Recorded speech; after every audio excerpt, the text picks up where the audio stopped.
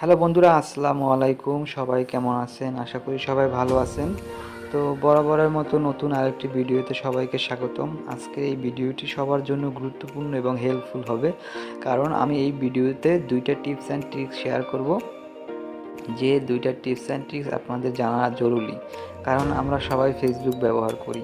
ঠিক আছে, ফেসবুকে কিছু কিছু ফিচার আছে যেগুলো আমরা জানি না, ঠিক আছে, বা জানার চেষ্টা করি না। আমাদের কাজ শুধু ফেসবুকে ঢোকা এবং পোস্ট দেখা এবং নিজেরা পোস্ট করা। এছাড়া কিন্তু বাইরের যে ফিচারগুলো আছে, ঠিক আছে, সেগুলো কিন্তু আমরা তেমন একটা হাতাই না। তো আমি আজকে যে গুরুত্বপূর্ণ যে ফিচারটা নিয়ে আপনাদের সাথে কথা বলবো এবং দেখাবো, সেটা আপনি আপনার ফেসবুকে কিভাবে এনাবেল করবেন। তো চলুন আমরা ফেসবুকে চলে যাই।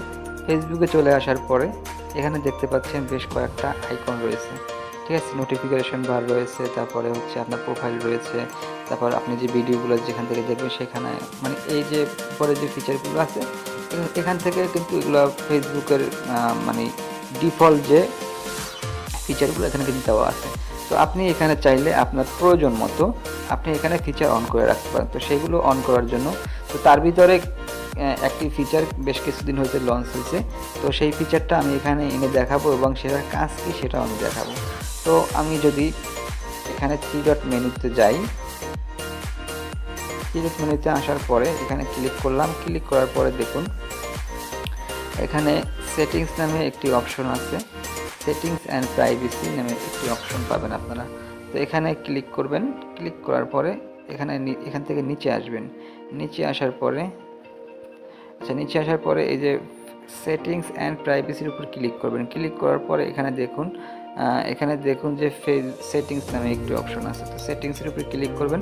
ক্লিক করার পরে আপনি একটু নিচে আসবেন। নিচে আসার পরে দেখুন এখানে আছে, ঠিক আছে, এখানে বেশ অনেক ফিচার আছে। এই যে ফিচারগুলো, এগুলো কিন্তু সবগুলোই হেল্পফুল, ঠিক আছে। প্রতিটা ফিচারই কিন্তু প্রয়োজনীয় ফিচার। তো এগুলো আপনি কীভাবে ব্যবহার করবেন, তো আমি যদি একটা একটা করে দেখাই। এখানে দেখুন যে ডার্ক মোড, যদি আপনার ফেসবুকে আপনি ডার্ক মোড অন করতে চান, তো সেক্ষেত্রে আপনি ডার্ক মোডের উপর ক্লিক করবেন। ক্লিক করার পর এখানে যদি অন করে দেন, তাহলে কিন্তু ডার্ক মোডটা অন হয়ে যাবে এবং আপনার ফেসবুকের স্ক্রিনটা ব্ল্যাক হয়ে যাবে, ঠিক আছে। তো তারপরে যদি দেখি যে ইওর টাইম অন ফেসবুক, তারপর মিডিয়া আছে, ল্যাঙ্গুয়েজ অ্যান্ড রিজন আছে, ঠিক আছে। তো কয়েকদিন আগে যে ফিচারটা লঞ্চ হয়েছে সেটা হচ্ছে শর্টকাট।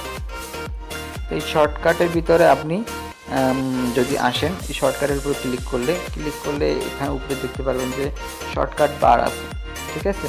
তো শর্টকাট বারের উপর দেখুন এখানে অনেকগুলো ফিচার আছে যেগুলো অটো করা আছে, ঠিক আছে। তো আপনি রিসেন্ট যে পোস্টগুলো হয় সেগুলো আপনি কিভাবে দেখবেন, ঠিক আছে। তো এখানে আপনি দেখুন যেখানে রিসেন্ট পোস্ট নামে একটি অপশন আছে, ঠিক আছে। তো রিসেন্ট পোস্টে যদি আপনি ক্লিক করেন অটোর জায়গায়, আপনি কি করবেন, এখান থেকে এই যে পিন নামে একটি অপশন আছে, এটাকে সিলেক্ট করে দিবেন। সিলেক্ট করে দেওয়ার পর এখানে দেখুন উপরে শর্টকাটে এখানে এটা সেট হয়ে গেছে, ঠিক আছে। এখান থেকে সবগুলো আপনি আপনার পছন্দ মতো আপনি এগুলো চুজ করে আপনি রাখতে পারেন। তো দেখুন রাখা, আমি মোস্ট রিসেন্ট যে ফিচারটা আছে এটা আমি ইনেবল করে দিলাম। ইনেবল করে দেওয়ার পর আমি চলে আসলাম আমার সরাসরি ফেসবুক মেইন ইন্টারফেসে। এনেবল করার পর ফেসবুক থেকে একবার বের হয়ে যাবেন, একবারে বের হয়ে যাবেন, ঠিক আছে। এভাবে ক্লোজ দিয়ে বের হয়ে যাবেন। বের হয়ে যাওয়ার পর আবার ঢুকবেন। বের হয়ে যাওয়ার পর আবার ঢুকবেন। ঢোকার পরে আপনি আপনার যে ফিচারটি আপনি অন করছেন সেটা আপনার স্ক্রিনে দেখতে পারবেন। এই যে এখানে একটি ফিচার নতুন যুক্ত হয়েছে, এটা আপনি দেখতে পারবেন। তো এখানে যদি আপনি ক্লিক করেন, ক্লিক করলে রিসেন্ট যে পোস্টগুলো হয়েছে, এই যে দেখুন জাস্ট নাও, তারপর নিচে যদি আসেন এটাও জাস্ট নাও, মানে সাথে সাথে যে পোস্টগুলো হয় সেগুলো আপনি দেখার জন্য এই ফিচারটি অবশ্যই আপনাকে এনেবল করতে হবে। এনেবল করলে আপনি সাথে সাথে যে পোস্টগুলো হয় সেগুলো আপনি এখান থেকে দেখতে পারবেন, ঠিক আছে। তো এই ছিল ফেসবুকের নতুন ফিচার। তো আরেকটি যে ফিচার আমি আপনাদের সাথে শেয়ার করবো সেটা হচ্ছে ফেসবুক মেসেঞ্জারকে নিয়ে। আমরা অনেকেই আছি যে বিরক্তিকর যারা মেসেজ করে, ঠিক আছে, তাদেরকে আমরা ব্লক দেই, ঠিক আছে, বা প্রয়োজনের খাতিরে অনেকেই ব্লক দেয়, ঠিক আছে। তো ব্লক দিলে ধরুন একে আমি ব্লক দিলাম। ব্লক দেওয়ার পরে যদি এর কনভারসেশনটা যদি আমি ডিলিট করে দিই, তাহলে কিন্তু এর আর খুঁজে পাওয়ার কোনো উপায় নেই, ঠিক আছে। এর খুঁজে পাওয়ার কিন্তু কোনো উপায় নেই। তো এ কিন্তু সরাসরি ব্লক হয়ে গেছে। এখন যদি আপনি এর কনভারসেশনটা সম্পূর্ণ ডিলিট করে দেন, ডিলিট করে দিলে তাহলে কিন্তু এই নামে যদি আপনি সার্চ করেন তাহলে কিন্তু এই ব্যক্তিকে আর খুঁজে পাবেন না। সো একে খুঁজে পাওয়ার জন্য আপনাকে কী করতে হবে, আপনাকে যেতে হবে আপনার মেনু বারে চলে যেতে হবে। এখানে আপনি ক্লিক করবেন, ক্লিক করার পরে আপনি একটু নিচে আসবেন। নিচে আসার পরে দেখতে পাচ্ছেন এখানে প্রাইভেসি নামে একটি অপশন আছে, এখানে আসবেন। এখানে আসার পরে আপনি দেখতে পাচ্ছেন এখানে ব্লক অ্যাকাউন্ট নামে একটি অপশন আছে, এখানে আপনি ক্লিক করবেন।